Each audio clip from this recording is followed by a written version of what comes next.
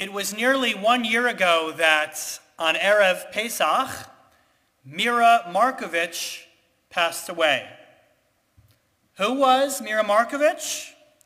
With a name like Mira, you probably would assume that she was Jewish, maybe even a Jew from the Lower East Side, someone who liked to eat out at Ratner's or Noah's Ark or any of the fine establishments there. Well, in honor of the Phillies' 2 wins against the Braves, I'm now going to throw y'all a curveball. Does anyone know who Mira Markovich was? Mira Markovich was the wife of the horrible, terrible dictator of Serbia, Slobodan Milosevic. In the 1990s, some of you will remember that Slobodan Milosevic was a household name when it came to mass murder, making Markovich the Drash to Milosevic's Haman. Her biographer said, quote, that there has never been such a powerful woman in the history of Serbia who has done so much incredible damage to her country. We can all remember, as Jews, how the tragedies at Bosnia and Kosovo, the ethnic cleansing that was taking place there, cut us really to our core when it was taking place. We thought and we looked at Serbia and we said, wow, it's a lot like Berlin was in the 1930s. In the 1980s, like Berlin, Sarajevo had hosted the Olympics. And now in a decade later, where people had been brought together in a beautiful worldwide event to celebrate difference, thousands of people were now being murdered because of Mira Markovich's belief in exploiting those very differences. It's interesting because Markovich hardly fit the profile of a ruthless dictator. She held a PhD degree and taught at a university. But the only degree that matters about her today is the degree to which she helped to destroy her country and bring it to its knees during that shameful period of ethnic cleansing. Her actions earned her the moniker, some of you may remember, the Lady Macbeth of Belgrade. She was in fact convicted for war crimes, and she died in exile, and where else but Russia, the wife of a cruel pharaoh who caused deep pain to everyone living in her country and the world. You know, lately, maybe because of the pandemic, I've had a larger number of conversations with people who today are struggling with a relationship with a family member who was somehow hurtful to them in some way. For some people, I want to say that this has involved very deeply conflicted feelings regarding the deaths of those people. Perhaps even confusion about how to mourn these people who were so very hurtful to them. How do we as Jews confront not only imperfect parents and siblings and children or friends, but those who were truly hurtful to us, damaging to us, once they are gone from this earth? A wise rabbi once reminded me that each year at Pesach, we look around the Seder table.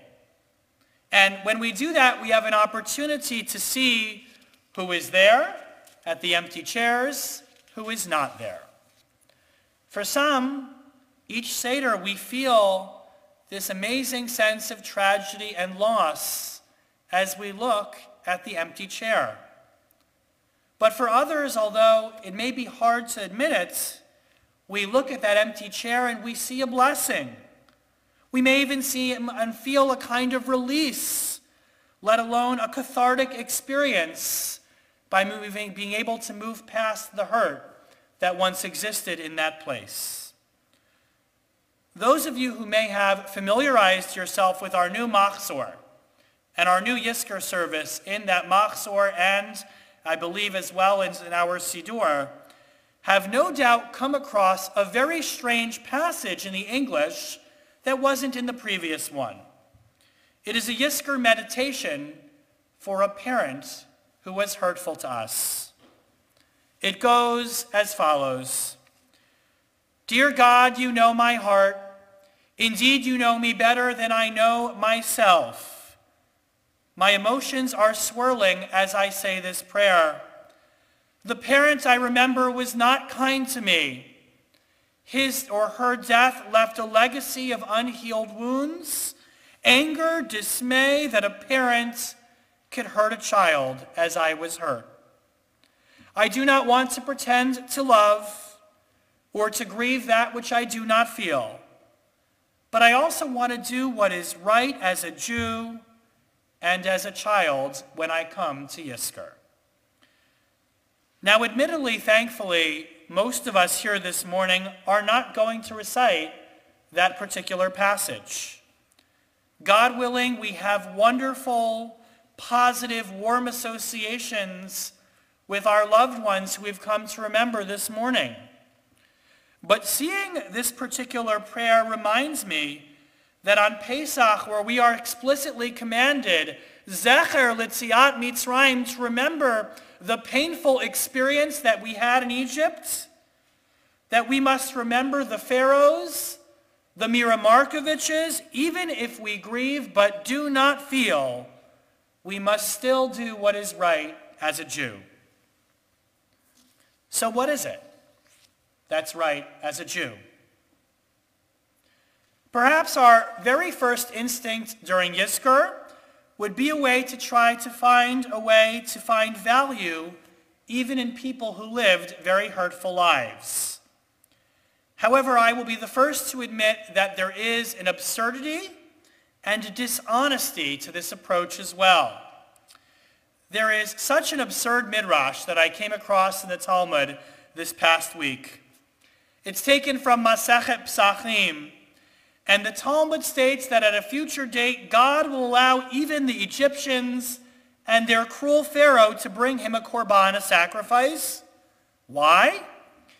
Well, it's because despite the fact that the Israelites were cruelly enslaved by the Egyptians provided free housing to the Israelites while they were enslaved. I didn't make that midrash up.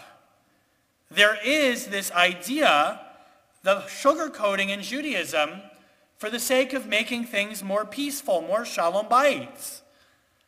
But I hope that I pointed out that the absurdity of that midrash points out that sugarcoating our loved ones, or those we do not love, for that matter, but who we feel the need to grieve and to remember, is not the right approach when it comes to encountering hurtful people. Not long ago, a colleague told me a story about a funeral for a mother who had walked out on her children, abandoned them, and never spoke to them again. So she died, and doing the right thing, the children attended the funeral. They listened to the eulogy after eulogies about how wonderful that person was and the life they lived. It was a horrible experience for them. And in many ways, I think it's what we do to ourselves if we're not honest about what our loved ones lived, if we try to ignore the elephant in the room. And so this Pesach, let me suggest a Pesach-oriented approach to how we are supposed to remember the pharaohs of the world for whom we may grieve but do not feel. First, when it comes to Yizkor, let me suggest that we must mourn not hurtful people, not for what they were, but for what they weren't.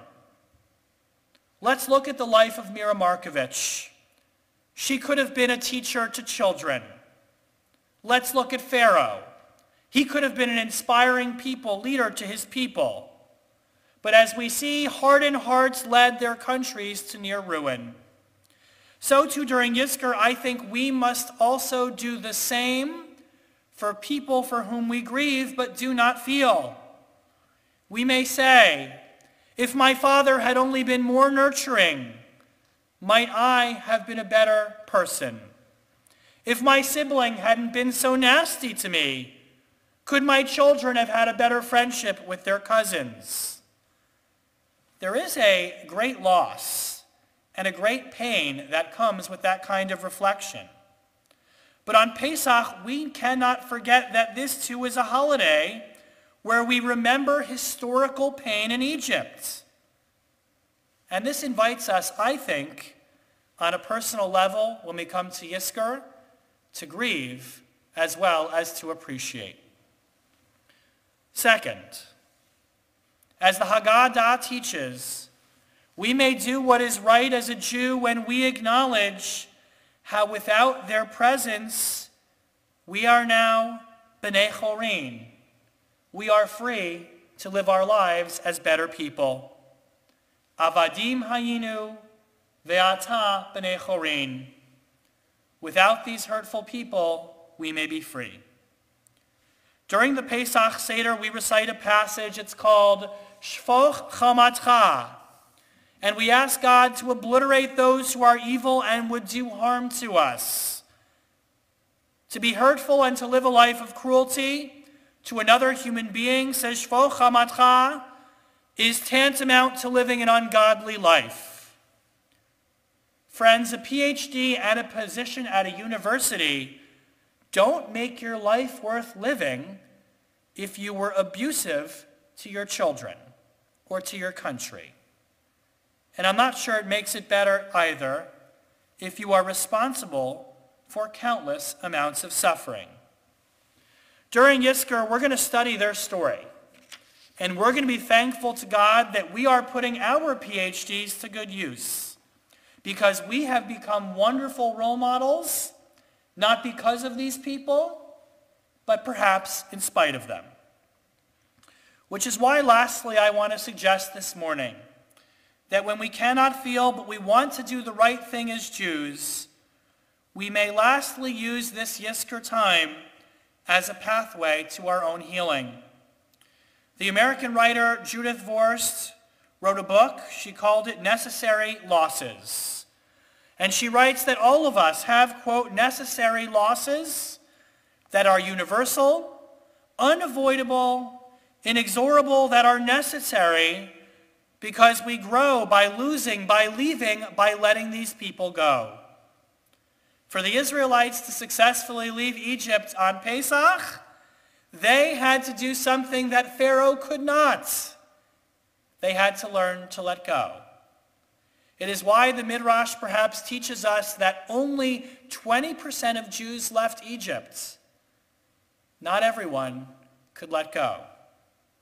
But if we use this time to remember, to let go of the pain, if we can leave the shackles of Egypt behind us, then we can move forward with our lives.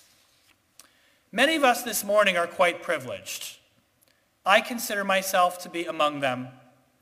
In a few minutes, we're going to sit back and remember wonderful, fantastic family members who touched us so deeply. We're going to remember people who turned us into great people. We're going to feel for them. We're going to miss them terribly, as well as the impact they had on our lives. But if there's anything that Pesach reminds us, especially in a year like the one that we are having, it is this: that the world can sometimes be a terrible, cruel, selfish place with terrible, cruel, and difficult people. We're now at Yizkor. It's our time to remember. And we are obligated to remember those who were hurtful to us, even if we cannot feel love for them this morning. But here's how we're going to do it. We're going to mourn what they did not grow to become. We're going to celebrate the fact that the Markoviches and Pharaohs of this world are no longer among us. We're going to live our lives differently than they did. We're going to remember and try to move on and leave the grief of Egypt behind us. We may not grieve, we may not even feel, but this Yizkor, we will do what is right as a Jew.